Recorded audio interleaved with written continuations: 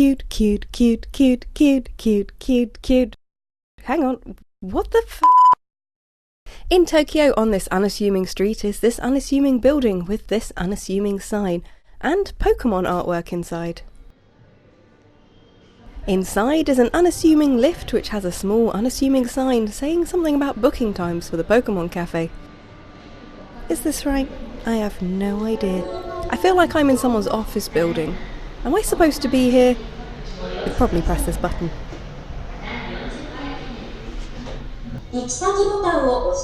Yep, this is me, looking lost. Should probably press the 4 key. Oh, there's only one, so this must be okay. Yay! Well, this is awkward. I've no idea where I am. There's no floor 2, that isn't at all horror movie-esque. We're going all the way up. I really hope this isn't just an office and it's actually the Pokémon Center. And out the other way. Okay.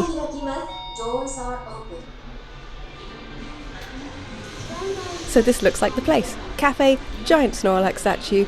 Yep, this is the place. Welcome to the Pokémon Center Tokyo DX, one of the largest and newest Pokémon shops in Japan, if not the world. Yay! And it starts with perfect selfie opportunities.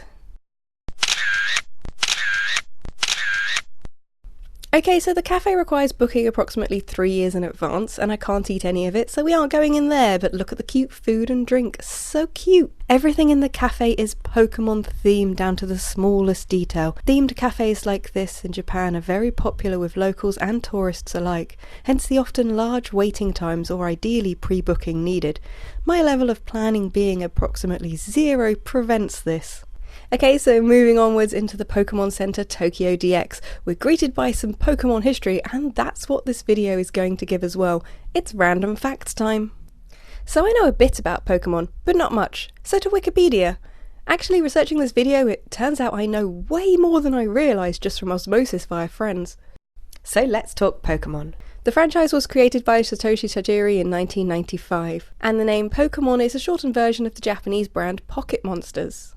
Satoshi first thought of Pokémon, albeit with a different concept and name, in about 1989 when the Game Boy came out. The concept of the Pokémon universe actually comes from his early childhood hobby of collecting insects and swapping them with friends. The first Pocket Monster games released in Japan by Game Freak were Pocket Monsters Red and Green on the Game Boy in 1996, followed by the updated and improved version called Blue.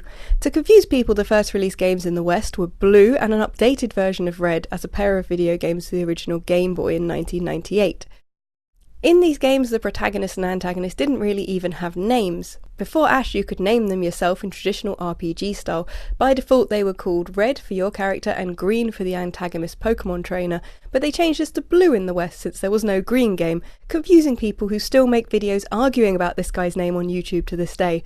The comments to which are pretty much entirely made of people saying they don't care because on their version he was called Asshat. After this came Pokémon Yellow Pikachu Edition, where the game was updated to be more in line with the now popular anime.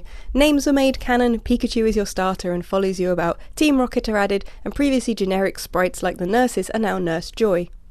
Pokémon has since gone on to become one of the highest grossing media franchises of all time. The Pokémon company reportedly earning nearly $123 million in its last financial year alone. Not bad for a series which based its entire original strategy on making the exact same game just with different Pokémon to make you buy two. I wish I'd thought of that strategy. It's bloody genius. Then they let Niantic reskin their location-based mobile game Ingress into a kids' Pokémon game in 2016, and it crashed a lot and caused, in inverted commas because of course it didn't, people to walk into things a lot, me included. This was actually the first Pokémon game I played. I made friends with random people in the park who were pretending they weren't after the same Eevee as me, and then I walked into a ditch. Nice. But with over 1 billion downloads worldwide, grossing over 3 billion in revenue so far, they must be doing something right. I mean, Pokémon is giving Mario a run for his money as the second best-selling video game franchise, and it's still going strong with Pokémon Sword and Shield scheduled to be released worldwide on the Switch in November. The hit cartoon has over 20 seasons and 1,000 episodes in 169 countries, plus 22 animated movies and the manga as well. And let's not forget the live-action Detective Pikachu, which isn't the same Pikachu as the one owned by Ash in the cartoons, it's another one that sounds like Deadpool. Pokémon is also one of the world's top-selling trading card games with over 27 billion cards sold. Winning the Pokemon Card Game World Championships would net you around $25,000 or a choice of university scholarship. Okay, so not exactly on a par with what your average Fortnite champion wins, but still not a bad haul for Pikachu using stabby stabby kill kill and it being super effective. In 1999, New York Post reported that 2 local 9-year-old boys sued Nintendo because they claimed the Pokemon trading card game caused their problematic gambling. Nintendo's lawyer calls this baseless and said the law firm had filed similar actions against other trading card game makers. And to my knowledge, none of these cases have ever been successful in asserting these trading cards game are a form of illegal gambling. Where should I go next? There's some cute biscuits I can't eat? Nah, we're going in here. This is where the good stuff is. We should probably talk about the Pokémon Centers a bit too. Let's do that. There are currently 12 official Pokémon Center stores in Japan, with a further 6 in America and 1 in Singapore. There have also been numerous pop-up stores, temporary stores and airport-based shops over the years. The very first one was in Tokyo and opened in April 1998 and ran until July 2007 before moving to a larger space. When a new major centre opens, the queues to get into the shop can be hours long on launch day. Each Pokémon Center has an exclusive launch limited pin badge and a region exclusive Pikachu plushie. Every plushie you could ever want or imagine is here. Oh, and if you want a Pikachu tail, why not? We have one of those. Seriously though, what is this thing? Please someone tell me in the comments, because I really couldn't figure it out.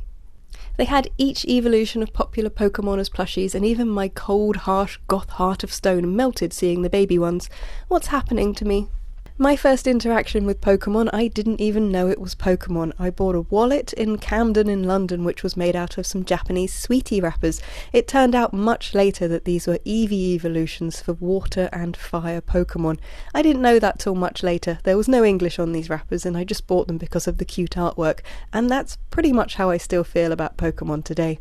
When the games came out, I was a little bit older than some of my friends, and I didn't have a Game Boy anyway, so this sort of ruled out me becoming much of a Pokemon fan. I also didn't have the pocket money budget to be buying tradable collecting card games. If I had any money, I'd spend them on Mega Drive games, and later Jaguar games. I really wanted a portable gaming device, not so much the Game Boy. I was much more into the Atari Lynx or the Sega Game Gear because I always back the winner. However, I didn't have any of them, so it was all kind of a moot point. Look at how cute they are. I really wanted to find a wallet in Japan but failed to find one, which was quite annoying, and this was despite the fact of how many they have and how many in the Sanrio Hello Kitty shops I filmed as well. My mission continues. Look at all the purses, all not quite being perfect. Look at them, they're so cute, but none of them were quite right, so I didn't get to buy any of them. I really like some of the bags and tees, but they were somewhat out of my price range. 8,200 yen is nearly £80 for a backpack, so no. I'd only just bought socks in the last video, so no matter how much I wanted these, I just couldn't have them. My sock budget had been used up, and that's what they call a first world problem. The sheer range of character goods in this shop is absolutely stunning, even for someone like me who isn't the biggest Pokemon fan in the world.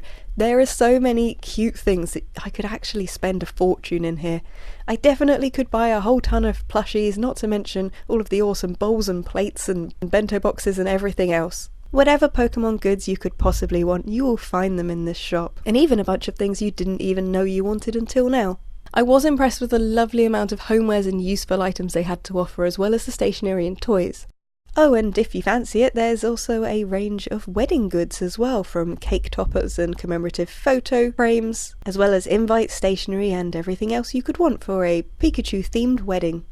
Right, back to some Pokemon facts. There was a Pokemon-styled Monopoly board game in 2014 for no reason.